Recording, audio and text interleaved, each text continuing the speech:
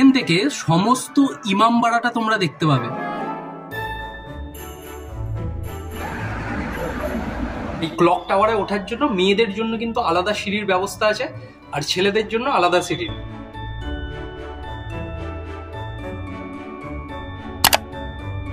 এটি হচ্ছে jubilee bridge, যা নৈহাটি এবং ব্যান্ডেলকে কানেক্টেড করছে।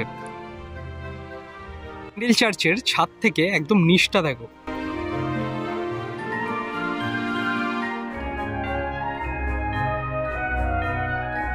এই বন্ধুরা, welcome back to my channel. স্বাগত জানাচ্ছি তোমাদের আরো একটা নতুন ভিডিওতে। শীত, গ্রীষ্ম, বর্ষা ভ্রমণপ্রেমী মানুষদের জন্য ঘুরে বেড়ানোটা অন্যতম কিন্তু একটা নেশা। উইকেন্ডে আমরা সকলে ঘুরতে যাওয়ার প্ল্যান করি, সেটা কলকাতার অনেকটা কাছে হবে। ফ্যামিলি, বন্ধু বান্ধবদের সকলকে নিয়ে এখানে একদিনে ঘুরে আসা যাবে এবং পকেটের দিকে তাকালে বাজেটটাও কিন্তু ঠিকঠাক থাকবে। তাই আজকে আমার গন্তব্য তেমনই একটা জায়গা, কলকাতার খুব কাছে হুগলি জেলায় অবস্থিত ঐতিহাসিক শহর ব্যান্ডেল। ব্যান্ডেলে আছে নানান দর্শনীয় স্থান, তার মধ্যে আমি দুটো স্থান ঘুরে দেখবো। একটা হচ্ছে ব্যান্ডেল চার্চ এবং দ্বিতীয় হচ্ছে হুগলির ইমামবাড়া। ব্যান্ডেল যেতে হলে আমাকে পৌঁছাতে হবে এখন নৈহাটি স্টেশনে, এবং নৈহাটি থেকেই নৈহাটি ব্যান্ডেল লোকাল ধরে আমি পৌঁছাবো ব্যান্ডেলে। চ্যানেলে যারা প্রথম ভিজিট করছো অবশ্যই কিন্তু চ্যানেলটাকে সাবস্ক্রাইব করে পাশে থাকা বেল আইকনটা প্রেস করে রেখো পরবর্তী ভিডিও নোটিফিকেশনের জন্য। তাহলে চলো ভিডিওটা শুরু করা যাক। Let's go, enjoy this journey.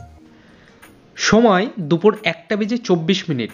Naihati স্টেশনে পৌঁছে দেখি নৈহাটির 2 নম্বর প্ল্যাটফর্মে আমার জন্য অপেক্ষা করছিল Naihati Bandel local.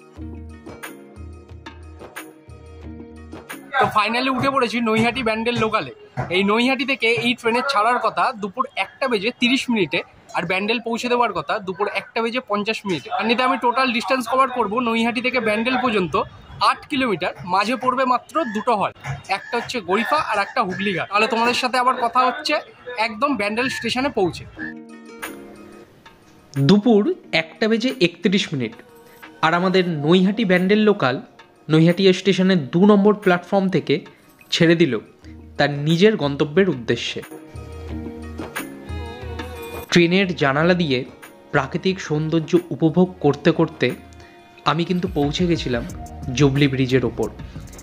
Jubilee bridge যা নৈহাটি এবং ব্যান্ডেলকে একই সূত্রে যুক্ত করছে, এবং জুবলি ব্রিজ থেকে গঙ্গা নদী তথা হুগলি নদীর যে সৌন্দর্য তা এক কথায় অপরিসীম, যা কোনো শব্দ কিংবা ভাষা দিয়ে তুলনা করা যাবে না।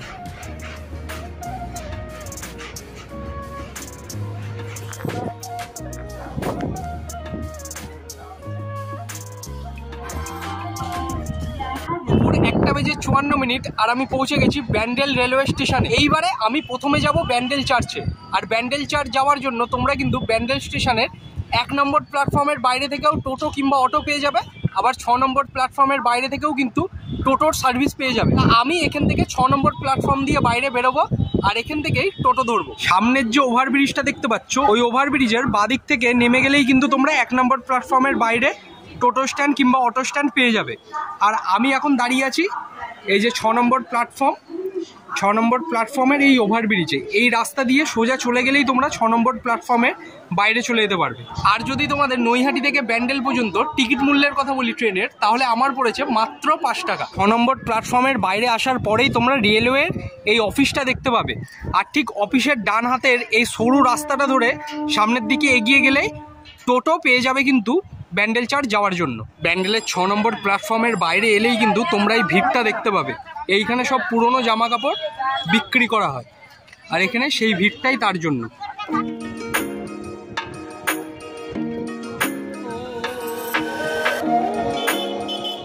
ফাইনালি পৌঁছে গেছি ব্যান্ডেল চার্চের সামনে। ব্যান্ডেল স্টেশন থেকে এই ব্যান্ডেল চার্চ পর্যন্ত আসতে আমার টোটোতে সময় লেগেছে ঠিক 15 থেকে 20 মিনিট। ভাড়া পড়েছে মাথা পিছু 15 টাকা করে। ব্যান্ডেল চার্চের সামনেই কত কিছু দোকানপাট বসেছে দেখো। এইগুলো ক্রিসমাসের সময় এইগুলোর কিন্তু রমরমা বাজার থাকে। আর এই হচ্ছে ব্যান্ডেল চার্চের এন্ট্রি গেট।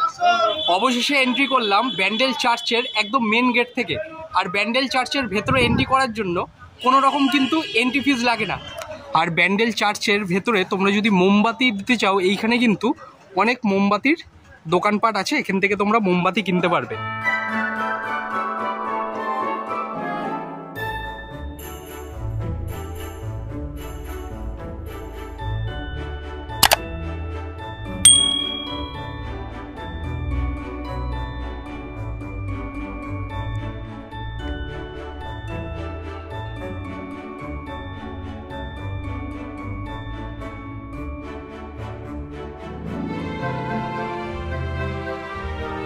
আমাদের পশ্চিমবঙ্গে অন্যতম কিন্তু সুন্দর একটা জায়গা এই ব্যান্ডেলে অবস্থিত ব্যান্ডেল চার্চ, যেখানে এলে যীশুখ্রিস্টের জন্ম থেকে মৃত্যু পর্যন্ত যত কিছু হয়েছে সব কিছু কিন্তু উপলব্ধি করতে পারবে। বেশ তোমাদের ভালো লাগবে। বছরে 2 দিন কিন্তু ব্যান্ডেল চার্চ বন্ধ থাকে, একটা হচ্ছে 25শে ডিসেম্বর এবং 1 জানুয়ারি। 2 দিন অ্যাভয়েড করে আসবে, কারণ এই 2 দিন ব্যান্ডেল চার্চ সম্পূর্ণ বন্ধ থাকে। তাহলে চলো ভেতরের দিকে যাওয়া যাক, কিন্তু তার আগে যীশুখ্রিস্টের একটা সুন্দর মূর্তি রাখা আছে এবং এখানে বসার সুন্দর জায়গা করে দেওয়া আছে, তোমাদের দেখাচ্ছি। দেখো, সামনেই দেখতে পাচ্ছ যীশুখ্রিস্টের একটা সুন্দর মূর্তি এখানে করে দেওয়া আছে। আর এই জায়গাটা একদম পিসফুল একটা জায়গা। এখানে যদিও বা বসার জায়গা আছে, কিন্তু এইখানে ব্যারিকেড করে দেওয়া আছে, মানে কেউ ভেতরে প্রবেশ করতে পারবে না। সামনেই যেটা দেখতে পাচ্ছ এটা হচ্ছে চার্চে প্রবেশ করার মেন দরজা। সুন্দর দেখো ব্যান্ডেল চার্চের ভেতরে এইখানে সব কিছুর বিষয় কিন্তু দেওয়া আছে। ওপরেই যীশুখ্রিস্টের ছবি, দারুণ কিন্তু ভেতরটা।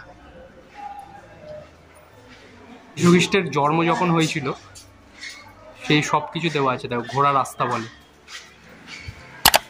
1599 খ্রিস্টাব্দে ব্যান্ডেল চার্চ কিন্তু তৈরি করা হয়েছিল। 1620 খ্রিস্টাব্দে সেটি কিন্তু আবার পুনর্নির্মিত করা হয়েছিল, মানে নতুনভাবে কিন্তু ব্যান্ডেল চার্চ তৈরি করা হয়েছিল। তা ব্যান্ডেল চার্চের ভেতরে ফোন কিন্তু অ্যালাউ নেই। তাও এখানে তোমরা যিনি বসে আছেন কর্মরত, তাকে যদি জিজ্ঞেস করো তোমাদের কিন্তু টুকটাক ছবি তুলতে দেবে, এইটার জন্য কিন্তু কোনো নিষেধাজ্ঞা নেই। কতটা সুন্দর চার্চের সমস্ত টাইমিং কিন্তু এখানে মেনশন করে দেওয়া আছে। যে ব্যান্ডেল চার্চের ভেতরে প্রার্থনার জায়গা, ভেতরে সকলে কিন্তু বসেন প্রার্থনা স্বার্থে। এই দিকে এখন আমি ব্যান্ডেল চার্চের সিঁড়ি দিয়ে উপরের দিকে যাব, আর উপর থেকে ব্যান্ডেল চার্চটা সম্পূর্ণ তোমাদের দেখাবো। কতটা সুন্দর দেখো, চার্চের ছাদ থেকে একদম নিচটা দেখো কতটা সুন্দর লাগছে। আর সিঁড়িগুলো দেখো কিভাবে ওপরের দিকে এসেছে, এরম সিঁড়ি দিয়ে কিন্তু ওপরের দিকে আসতে হবে। আর ওপরেও কিন্তু কিছু দেখার আছে। এটা কিন্তু প্রার্থনার স্থান, the Basilica of the Holy Rosary. এই নামটা হচ্ছে ব্যান্ডেল চার্চের আগের নাম।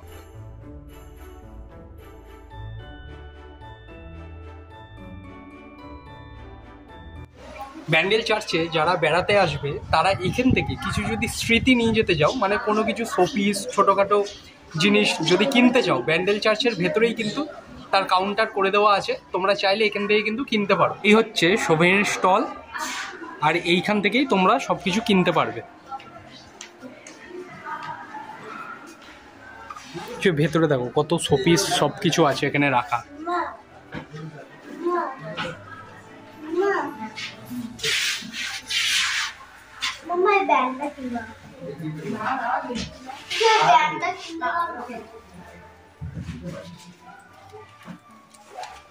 তা তোমাদের দেখালাম, ওখান থেকেই কিন্তু তোমরা কিছু কিনতে পারবে। এইবারে আমি চলে এসেছি মাস্তুলের ইতিহাস সম্বন্ধে জানার জন্য, মানে জাহাজের সম্বন্ধে জানার জন্য। ভেতরটাকে ঘুরে নিই, তারপরে এর ইতিহাস সম্বন্ধে তোমাদের সাথে ডিসকাস করছি। জাহাজ মাস্তুলের ইতিহাস সম্বন্ধে জানার এই ঘর, এটাই হচ্ছে 1655 খ্রিস্টাব্দে পর্তুগিজদের সেই জাহাজের মাস্তুল।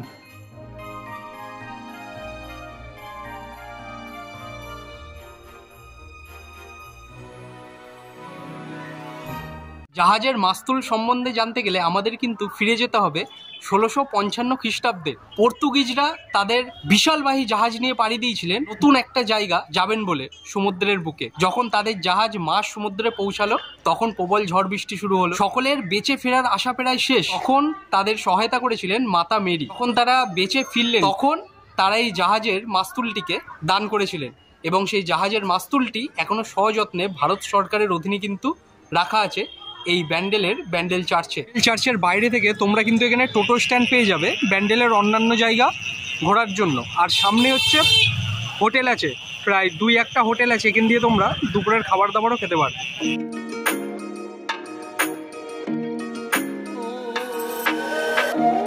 পৌঁছে গেছি একদম ইমামবাড়ার মেন গেটের সামনে। ব্যান্ডেল চার্চ থেকে ইমামবাড়া পর্যন্ত আসতে টোটোতে আমার সময় লেগেছে 10 মিনিট মতো, আর ভাড়া পড়েছে 10 টাকা। এই হচ্ছে সুবিশাল ইমামবাড়ার বিল্ডিং, আর সামনেই হচ্ছে এন্ট্রি গেট।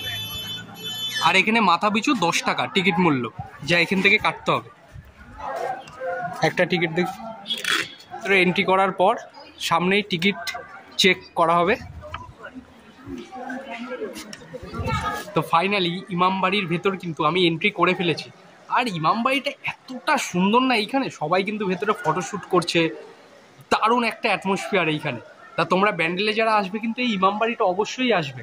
অনেকের মুখে শুনছিলাম ইমামবাড়িতে দেখার কিছু নেই, কিন্তু ইমামবাড়িতে এলে তোমরা কিছু সৌন্দর্য উপভোগ করতে পারবে। প্রচুর সুন্দর ভেতরটা, আমি তোমাদের দেখাচ্ছি, এক নজরে দেখে নাও। হুগলি ইমামবাড়া ভারতের পশ্চিমবঙ্গ রাজ্যের হুগলি জেলায় অবস্থিত একটি শিয়া মুসলিম ইমামবাড়া ও মসজিদ। 1841 সালে মোহাম্মদ মুহাসির ভবনটির নির্মাণ কাজ শুরু করেছিলেন এবং 1861 সালে শেষ করেছিলেন। ভবনটির দোতলায় ওঠার প্রবেশদ্বারেই রয়েছে একটি দীর্ঘ ঘড়ির টাওয়ার।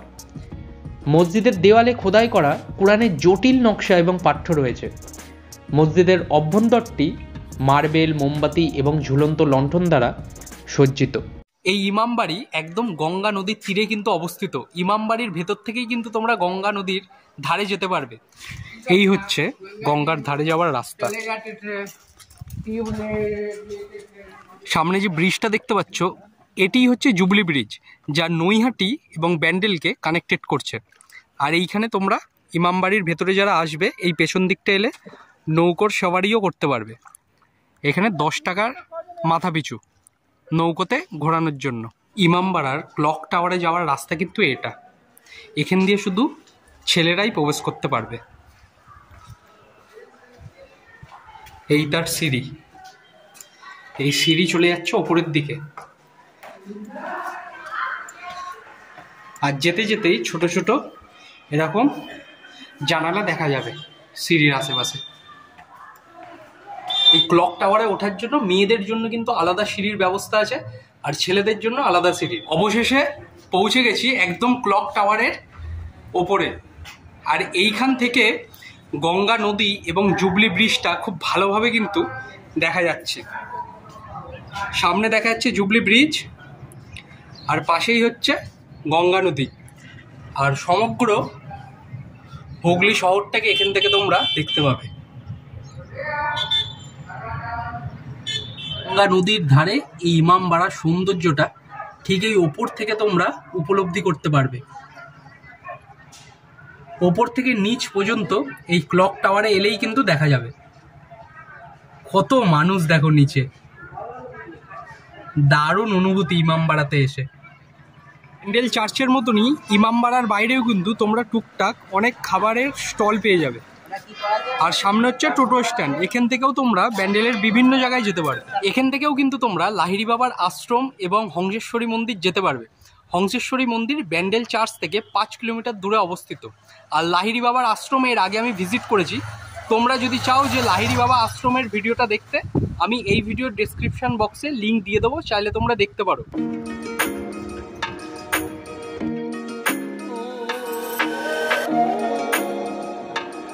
বিকেল 4:10 আর এই মুহূর্তে আমি পৌঁছে গেছি হুগলিঘাট রেলওয়ে স্টেশনে। ইমামবাড়া থেকে সব থেকে কিন্তু কাছের রেলওয়ে স্টেশন এই হুগলিঘাট রেলওয়ে স্টেশন। পায়ে হেঁটে মাত্র 5 থেকে 7 মিনিট লাগে। যদি ভিডিওটা তোমাদের ভালো লেগে থাকে তাহলে অবশ্যই কিন্তু তোমাদের ভালোবাসাটা দেখিও, লাইক, শেয়ার অ্যান্ড সাবস্ক্রাইব করে। দেখা হচ্ছে খুব তাড়াতাড়ি আরো একটা নতুন জায়গা, নতুন কোনো ভিডিওর সাথে। সবাই ভালো থেকো, সুস্থ থেকো, আর এভাবেই আমার সাথে জার্নি করতে থাকো। Support me guys, take care, and আজকের জন্য টাটা ফ্রম হুগলিঘাট স্টেশন।